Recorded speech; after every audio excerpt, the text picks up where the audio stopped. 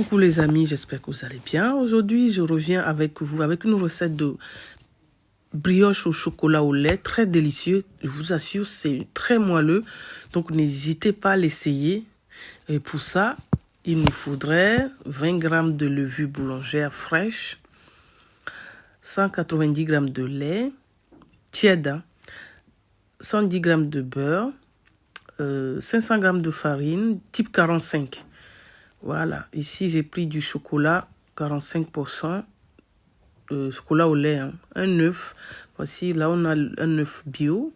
Voici mon beurre fondu, d'accord. Ici je rajoute de l'arôme vanille dedans. Après vous pouvez rajouter la fleur d'oranger, libre à vous.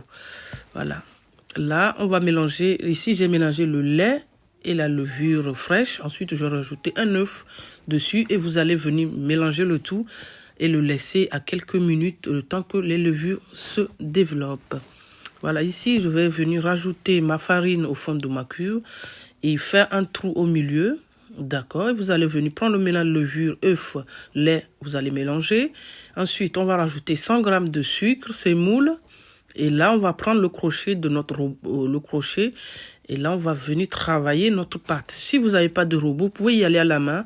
Ici, on va le mélanger pendant 5 à minimum à 10 minutes, hein. Pas moins, hein. Voilà, on mélange bien jusqu'à la pâte soit détache complètement. Entre temps, je prends mon chocolat pour hacher. Là, j'enlève l'emballage. Ici, c'est chocolat 40%, chocolat au lait bio. Là, ici, je le hache, comme vous pouvez voir. Voilà. Vous hachez bien en petits morceaux. Faites attention de bien. Voici le résultat. Ok, et regardez, entre-temps, notre pâte, elle a fini de se travailler. La pâte doit être bien lisse. Ensuite, on la débarrasse dans une bol. Voilà.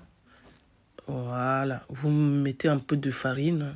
Et ensuite, on va la filmer et on va la laisser pousser pendant 1 heure. Là, ici, je fais le trou dans mon film pour que la pâte puisse respirer. 1 heure au four. Voilà, première poussée. Voici le résultat de notre poussée. Notre pâte a doublé de volume, comme vous voyez.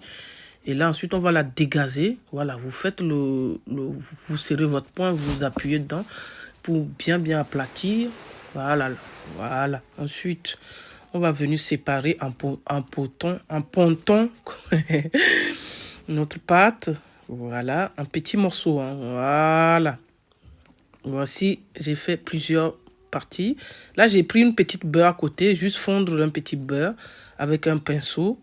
On va venir prendre les pontons un par un. On va l'étaler bien. Voilà. Vous allez bien l'étaler. Voilà. Ensuite, on va prendre du pinceau badigeonné et puis mettre du chocolat à l'intérieur. Voilà, c'est important de badigeonner avec un peu de beurre, hein, pour que ça puisse soit bien adhéré. Voilà, ici vous allez rouler, on va le rouler de chaque côté. Voilà, vous allez le prendre. Voilà, vous allez bien le rouler de chaque côté et le badigeonner bien de l'autre côté. Rabattre les bords, l'autre sens aussi. Voilà, roulez moi tout ça. Voilà, ensuite on va pincer, vous allez venir le pincer l'ensemble. J'ai essayé de faire la première et elle était un peu... Vous allez venir bien, comment on appelle, aplatir. Là on ne le voit pas beaucoup à l'image, mais après les autres, je les ai bien aplatir. Vous voyez, le pomme de main, vous allez aplatir et puis pour que le derrière soit bien, regardez le résultat. Et ensuite, ça, c'est parti au four pendant 20 minutes, le temps que ça se repose. Pendant ce temps, vous allez prendre un œuf avec un petit peu de lait et on va préparer notre badigeonnage. Cette partie-là va permettre de badigeonner pendant le retour de notre deuxième poussée de 20 minutes. Voici notre pâte sortie, 20 minutes de poussée supplémentaire. Voilà, ensuite on va venir badigeonner notre boule de brioche, je sais pas comment je dis. Entre temps, je préchauffe mon four à 175 degrés et on va le cuire pendant 15 minutes. Voilà, après chaque four est différent, vous voyez, hein. Voilà, notre pâte et notre brioche est prêt à cuire. J'ai mis au four 175 15 minutes. Voici les résultats. Vous voyez, non? Ça donne un super, regardez ça. Je vous assure, c'est très filandreux. Regardez ça. C'est... J'espère que vous allez essayer la recette. Hein.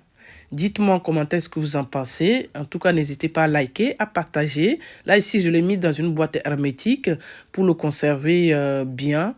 Voilà. Voilà, les amis, à bientôt.